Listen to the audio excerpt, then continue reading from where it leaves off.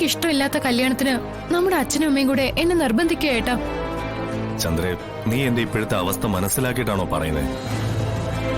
എനിക്കിതിലൊന്നും ചെയ്യാനാവില്ല. നിനക്കറിയാവുന്നതല്ലേ, എന്റെ സ്ഥാനം തന്നെ ഏതാണ്ട് അവിടുന്ന് തെറിച്ച മട്ട. അതിനിടയ്ക്ക് ഞാൻ എങ്ങനെയാ നിന്റെ കല്യാണക്കാര്യത്തിന് തീരുമാനം പറയാൻ ചെല്ലുന്നത്? ഞാൻ പിന്നെ എന്റെ സങ്കടങ്ങൾ ആരോടാ പറയാ? ചന്ദ്രേ, നിന്നെ സങ്കടപ്പെടുത്താൻ വേണ്ടിയല്ല ഏട്ടൻ ഇങ്ങനെയൊക്കെ പറയുന്നത്. ഏട്ടന്റെ ജീവിതം അതൊന്നും മോള് മനസ്സിലാക്കണമെന്നേ പറഞ്ഞുള്ളൂ. തൽക്കാലം നീ അച്ഛനും അമ്മയും പറയുന്ന അനുസരിക്ക്. അല്ലാതെ എനിക്കിപ്പോ ഒന്നും പറയാനില്ല. ഏട്ടൻ കൂടി കൈവിട്ടാ ഞാൻ പോയി എന്തെങ്കിലും കടുകയോ ചെയ്യും. എടി, കല്യാണം നിശ്ചയിക്കാൻ പോകുന്നല്ലേ ഉള്ളൂ, അല്ലാതെ നടത്തിയിട്ടൊന്നുമില്ലല്ലോ. അല്ലെങ്കിൽ തന്നെ ഇത്രയും വലിയൊരു ആലോചന വേണ്ടെന്ന് പറയാൻ നിന്റെ മനസ്സിൽ മറ്റെന്തെങ്കിലും ഇഷ്ടമുണ്ടോ?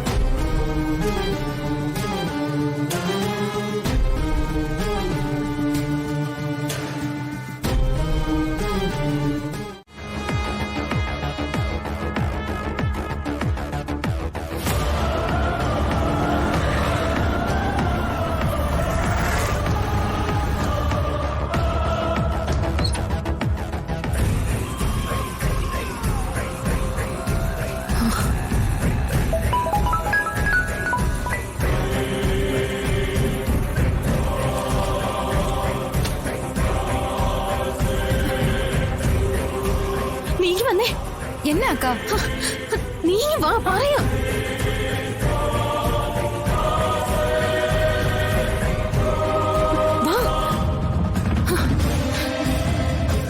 നീ തൽക്കാലം ഇവിടെ നിക്ക്, പറഞ്ഞിട്ട് അങ്ങോട്ടേക്ക് വന്നാ മതി. എന്നാ അക്ക കാര്യം? ആ റസാഖ് സാറ് വന്നിട്ടുണ്ട്. നിന്നെ കണ്ട കുഴപ്പമോ?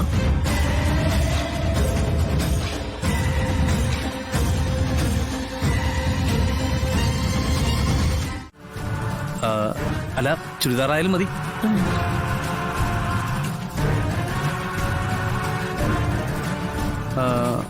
അതെടുത്തേ നോട്ടെ.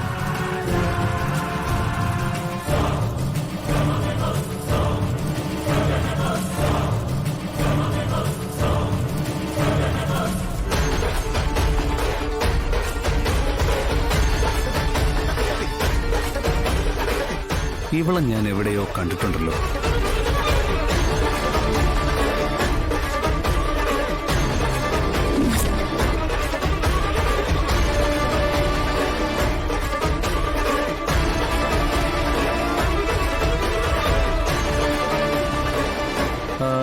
അല്ല, ഇവിടെ തമിഴ്നാട്ടിൽ നിന്നുള്ള സ്റ്റാഫൊക്കെ ജോലി ചെയ്യുന്നുണ്ടോ?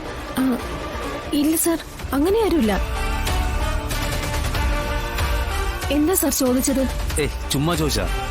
സാധാരണ തുണിക്കടയില് അങ്ങനെ തമിഴ്നാട്ടിലെ സ്റ്റാഫുകളൊക്കെ കാണാറുണ്ട്. കൂലി കുറച്ചു കൊടുത്താൽ മതിയല്ലോ. പക്ഷേ അതൊരു അധിക ചിലവല്ലേ സാർ? താമസം, ഭക്ഷണം കേരളത്തിലെ സമീപ പ്രദേശങ്ങളിൽ നിന്നാവുമ്പോഴേ അവര് ദിവസവും വീട്ടിൽ പോയി വരുന്നതല്ലേ.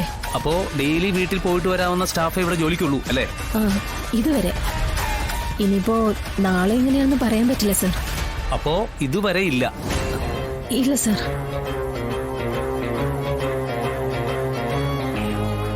എന്നാ ശരി.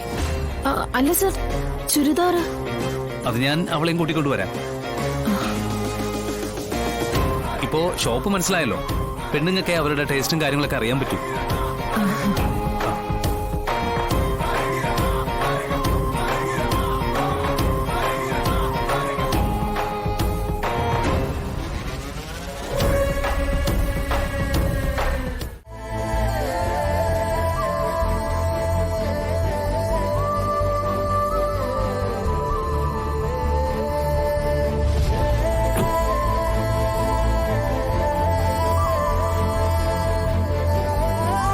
ഹോട്ടലിൽ തന്നെ ആദ്യം കണ്ടേക്കാം.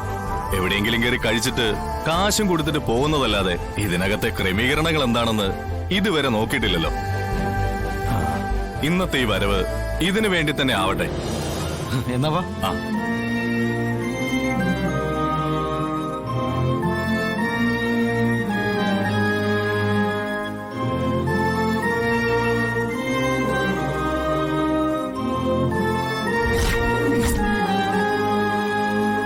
അപ്പൊ ഇതാണ് കുടുംബശ്രീ ശാരദാമ്മയുടെ കുടുംബശ്രീ ഹോട്ടൽ.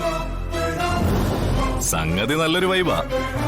ഇനി സ്വന്തമായിട്ടൊരു ചായം കൂടി ഇട്ട് കുടിച്ചാ അതിലും വൈബാകും.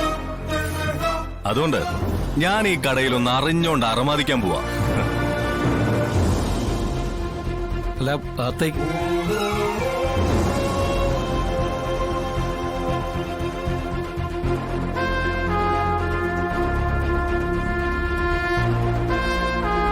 ആഹാ, കൊള്ളാലോ സെറ്റപ്പ് ഒക്കെ.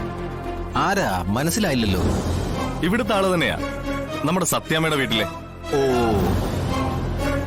ആ, കറിയില്ലല്ലോ, ചേട്ടന് കുറച്ച് കറി കൊണ്ട് ഒഴിക്കട്ടെ? ആയിക്കോട്ടെ. ആ, ദാ. ആ, എനിക്കൊരു ചായ വേണം. ആ, പിന്നെന്താ, ഇപ്പൊ റെഡിയാക്കി തരാം.